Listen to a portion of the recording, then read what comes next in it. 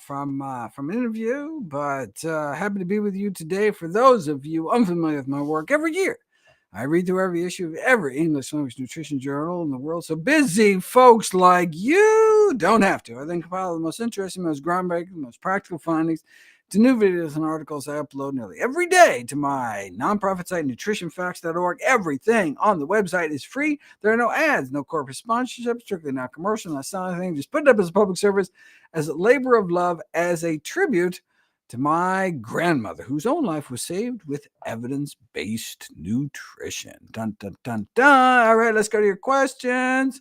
Boo, boo, boo. Where's my questions? There we go. Oh, that's not my question. Chat. There we go. Okay. First question is, we will see it all at the same time. Do I know of any plant-based remedies for dry eye? Well, not plant-based, but hydration-based. So I have a video talking about how improving hydration, drinking more water, helps with dry eye. And it seems like, well, kind of duh, like wouldn't that make sense? But I don't know, I didn't think of that, but it actually works. So just type in dry eye NutritionFacts.org and it will pop right up. All right, next up from Carolyn, says, in the UK, hello UK folks, I'm finding that vitamin D, omega, and B12 supplements are often in a base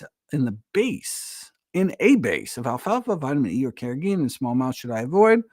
No, they're in such small quantities. Unless if you have inflammatory bowel disease or something, maybe you want to completely cut out carrageenan. Beyond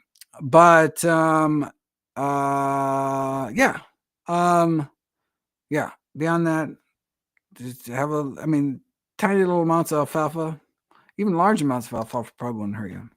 I haven't really looked into alfalfa as a human feedstuffs, but anyway, Anthony says, Anthony eats 100% whole food plant-based with 0.8 grams per kilogram of protein from only legumes and grains, but is 1.45 grams per kilogram total from all sources. So where are you getting your 0.65 from? You're not eating that many nuts. Presumably you're taking protein supplements. I would recommend people not take protein powders, not only because of heavy metal contamination and other problems found in protein supplements, but because the problems associated with excess protein consumption. You're like, what? Too much protein? How is that possible? Check out my whole section on protein in How Not to Age, talking about how protein restriction down to recommended intakes, which would be 0.8 grams per kilogram body weight for those under age 65, is indeed better for longevity. Janice said that she was told by her general practitioner to limit her intake of soy foods because phytoestrogens create problems with hormone balance in females. Is that true? That your GP sounds like they're getting their information from the internet, which is not surprising because so often doctors were not really taught nutrition in school, so they just learn nutrition where anyone else learns nutrition from, like, check out all magazines and things like that. I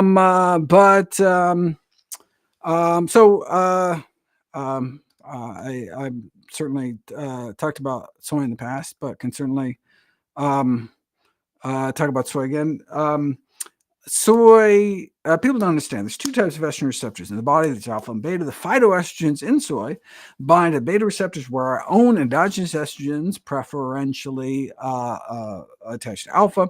So the effect on different tissues depends on the ratio of alpha to beta. And so estrogen has positive effects in some tissues, negative effects in others. So, for example, estrogen is good for the bones, but bad for the breast in terms of increasing breast cancer risk. So ideally, we'd have some kind of selective estrogen receptor modulator, has estrogenic effects in some tissues, anti-estrogenic effects in others, and that is exactly what these soy phytoestrogens do. For example, soy lowers breast cancer risk, improves breast cancer survival. That's an anti-estrogenic effect. At the same time, reducing menopausal hot flashes. That's a pro-estrogenic effect. So with the soy, you can get the best of both worlds, and so I encourage people to eat legumes, whether soy or other beans, chickpeas, lentils, every single day. And please, feel free to refer your physician to some of the videos on soy on NutritionFacts.org. Don't ever listen to him or people. I don't know what you're talking to. This must be. Oh, I think this is JP is responding to your GP. I'm not sure. All right, let me actually look at the videos before. Oh, that's an interesting question. Look at these questions. I'm a singer. Any tips on keeping vocal cords healthy? I've never run across anything.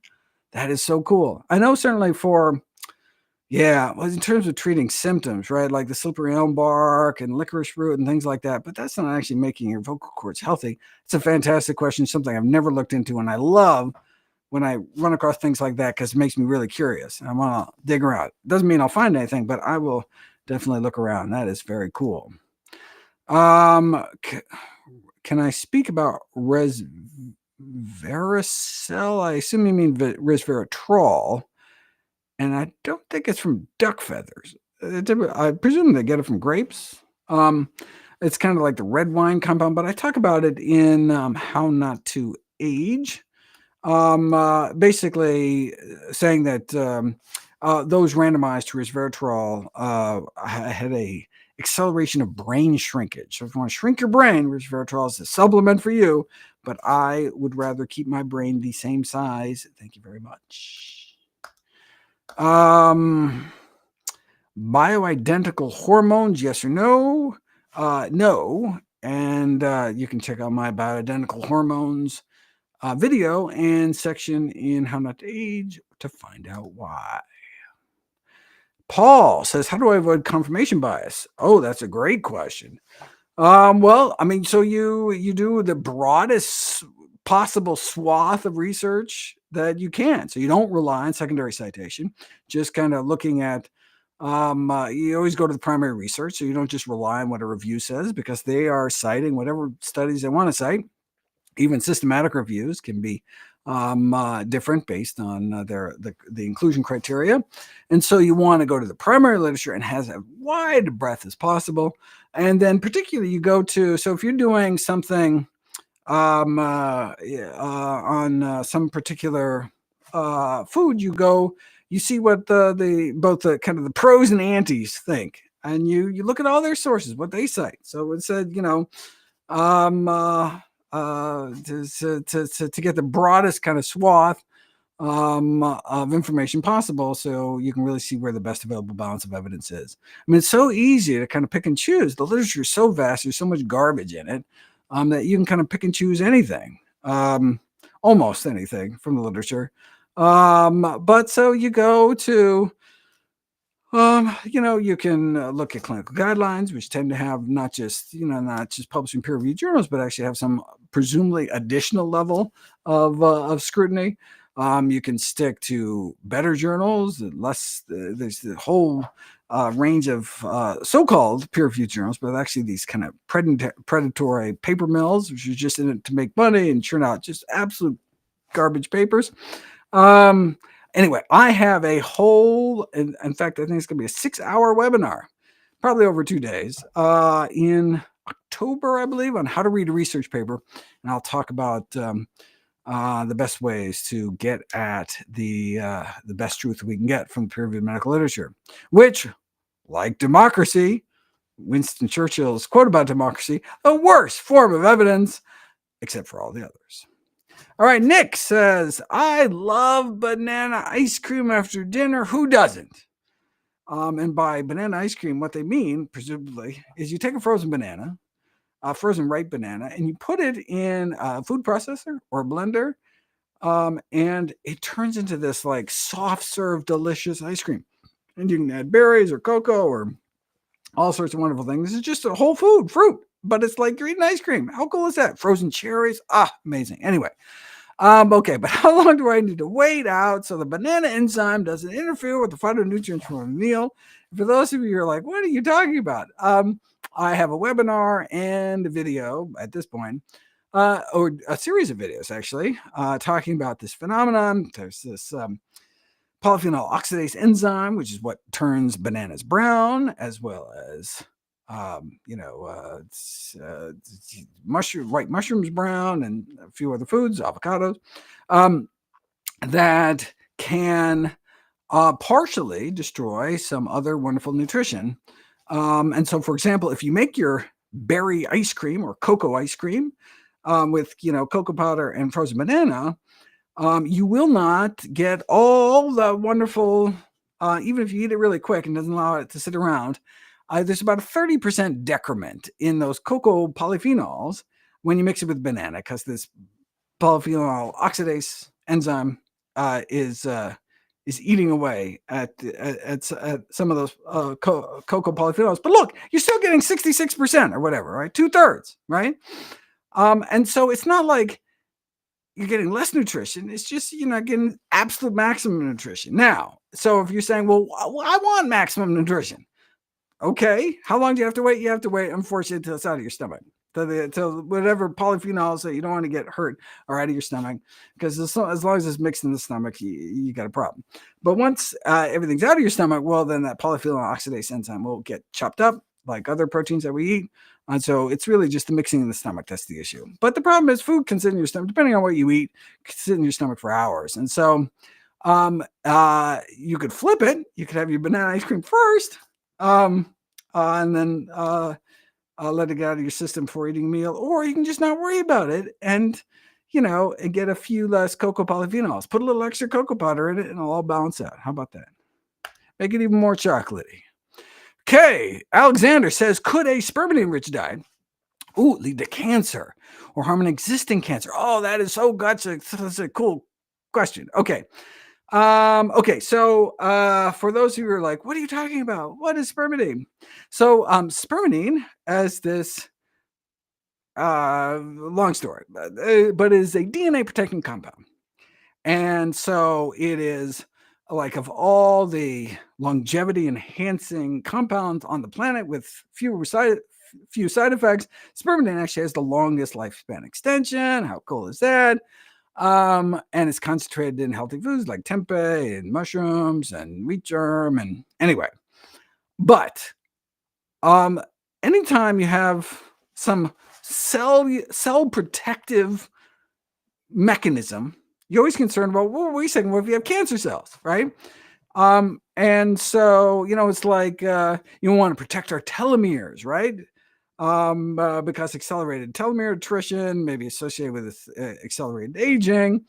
And so, let's protect my telomeres. Okay, but if you do all sorts of things that protect your telomeres, might you be protecting the telomeres of any budding cancers you have in your body? That can be anything. It's like, well, I don't want to take vitamin C. Cancer is going to use that vitamin C and do something bad.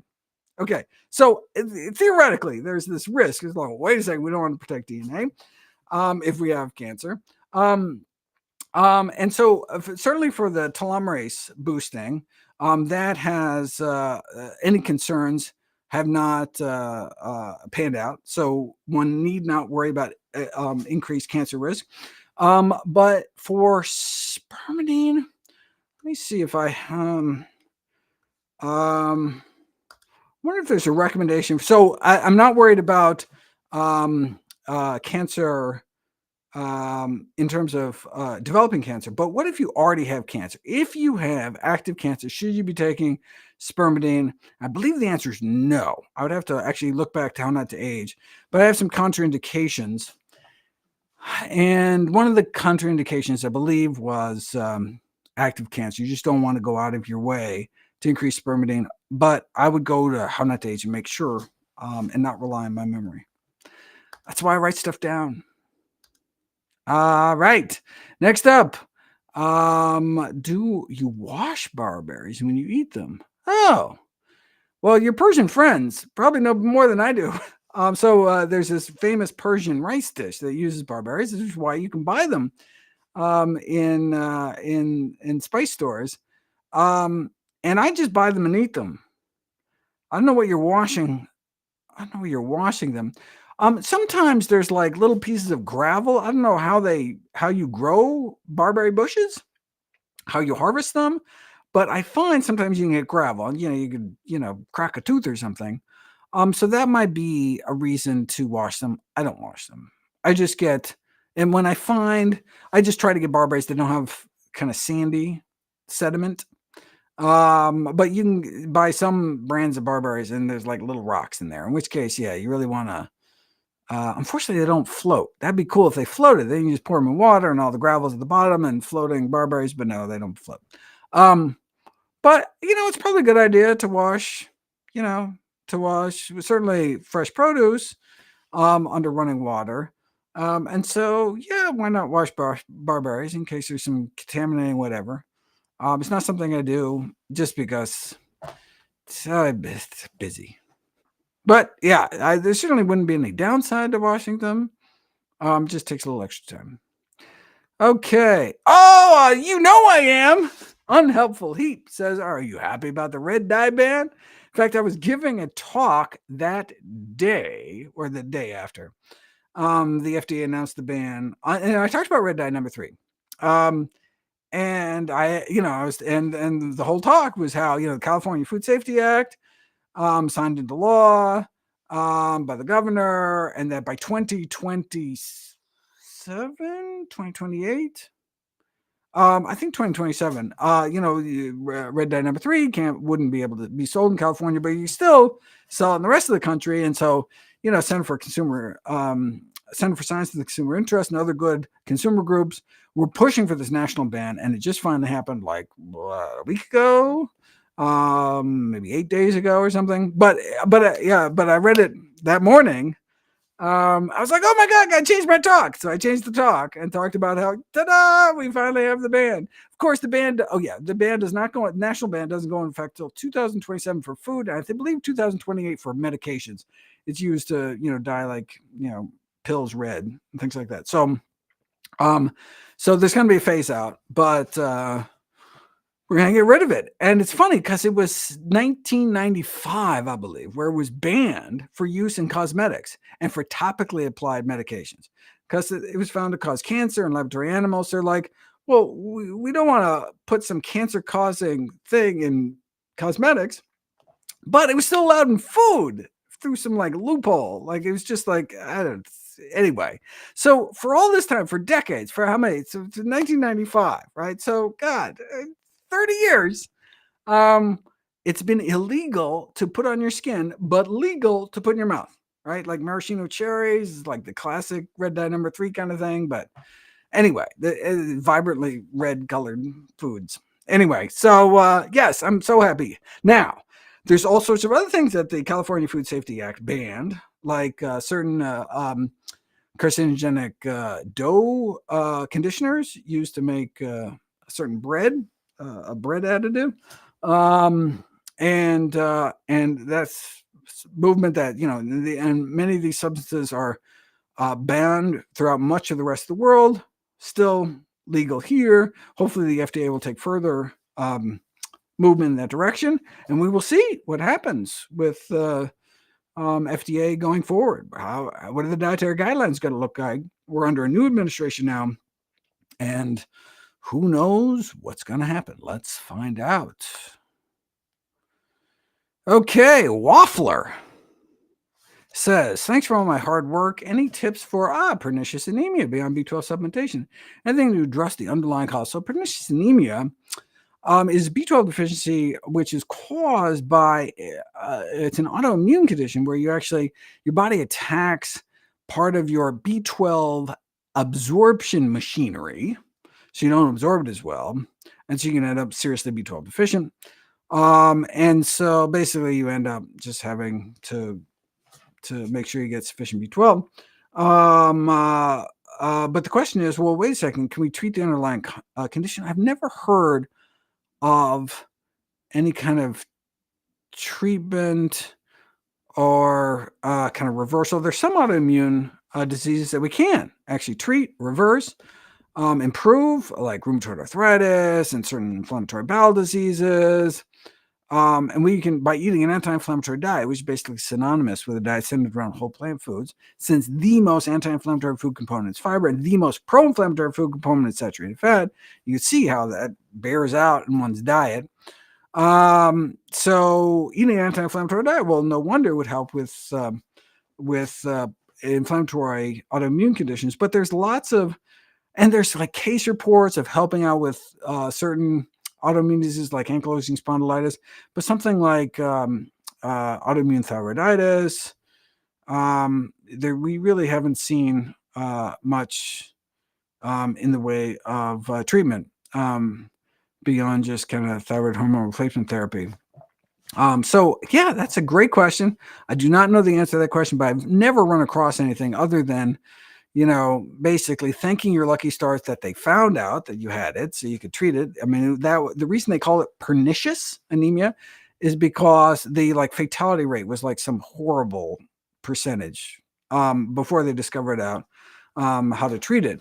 It was really serious, fatal disease, and now we know how to treat it. It's super easy to treat, and like if we could all get diseases that were super easy to treat, but in terms of improving your B12 absorption again, probably will not happen, but I'll keep an eye out. Next up, Irving. I was going to say Irving, but no, it looks like Irving.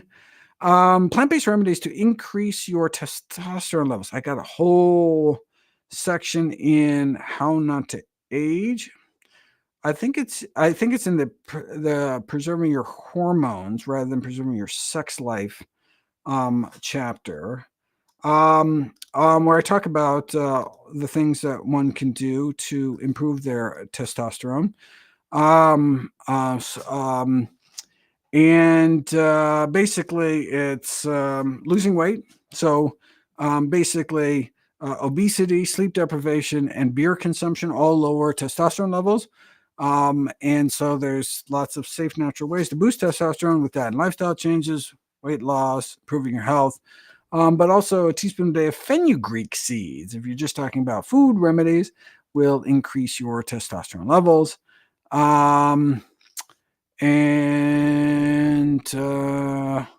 Yeah, that would be, if there was one kind of plant-based food, that would be the one. Okay, Sillyhead not 4, but Sillyhead 5 asks, fiber seems to have all these benefits. You know it does, but is it because the fiber itself is good, or because the foods rich in fiber replace foods that are bad for you and coincidentally don't have fiber? Fantastic question. How fun. Okay, so we used to think fiber was this kind of inert substance, right? Which kind of by definition, so the definition of fiber, right, is indigestible, right? So our body can't digest it. And so we thought it was just like bulk forming, right? To make it down so we can get absorbed in our small intestine, make it down our large intestine, just be able to kind of, the thought is to just kind of move waste along. Okay. Oh my God. But then a revolution happened, and that's our understanding of our gut microbiome.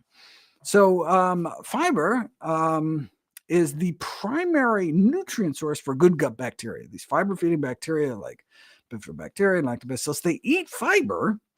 And what they do, so fiber acts as a prebiotic, feeding our good bacteria, and then they then as a byproduct produce so-called postbiotics, like butyrate and the short-chain fatty acids, butyrate, acetate, propionate, which have all sorts of beneficial effects, feeding our gut lining, getting absorbed into our bloodstream from our colon, having anti-inflammatory effects throughout the body.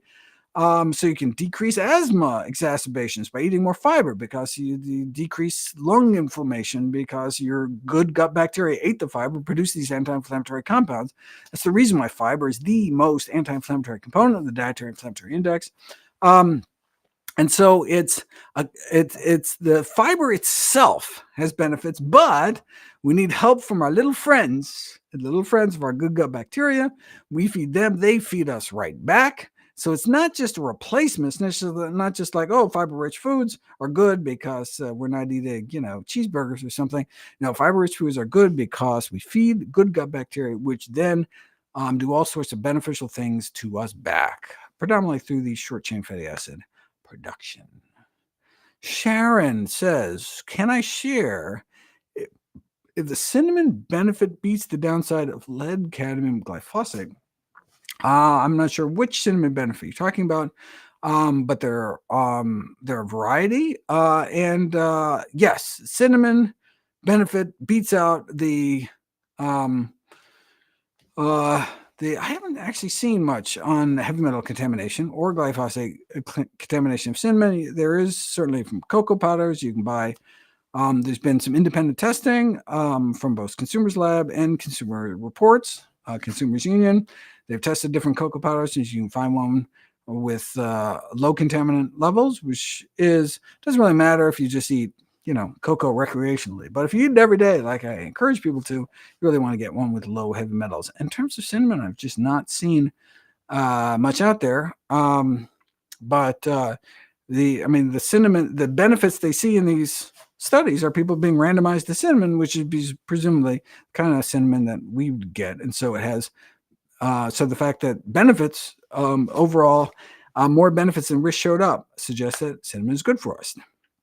Could it be better if we had less contaminated cinnamon? Again, haven't seen any intimations of cinnamon contamination, but presumably cleaner would be better. Okay, Alexis said they have been ingesting a quarter teaspoon of garlic powder. Fantastic. But, it's been giving me heartburn. Oh, yeah, don't take it straight. So I'm presuming this person is actually taking garlic powder straight. Don't do that, or raw garlic straight. No, you should mix it into food. And so you don't get heartburn. But let's say this person gets heartburn even when they put garlic powder onto food and mix it in really well. Then don't eat garlic powder. We should not eat things that give us heartburn. That's different for different people. Typically, it's things mint, chocolate, fatty foods, some things that relax the lower esophageal sphincter, and we get some heartburn. We get some acid reflux, which can result in heartburn. Yeah, we don't want heartburn. So chronic heartburn is not just uncomfortable, but can actually lead to precancerous changes in the esophagus, which can turn into esophageal cancer, which is a terrible cancer to get. And so we do not want to have chronic acid reflux. And so should we take acid blocking medication? No. Oh my God, they have a long list of side effects. We should and are not indicated for long-term use, except for very rare cases. We should prevent acid reflux in the first place, and that's not eating fatty foods or foods that cause us heartburn. And oh my God, let me see if I can get to one more question. Well, this is easy. In How to Survive a Pandemic, a book I wrote, I said that H5N1 was a virus to be concerned about. Yes, we should be concerned about it. And the fact that it's infecting the dairy cattle population in the United States, yes, the whole world is worried about our bird flu situation. Recently, there was some money, a decent amount of money put out by the Biden administration to help deal with it. Too little, too late. But one wonders if we're going to see that continued last-minute effort continuing in the new administration. I think it would be very well worth the expenditure, since the last thing we need is another pandemic. Thank you so much, everybody. I will see you in the next Q&A. And until then, take care of yourself and eat lots of vegetables. And if you're in the northern hemisphere like I am, stay warm. Bye.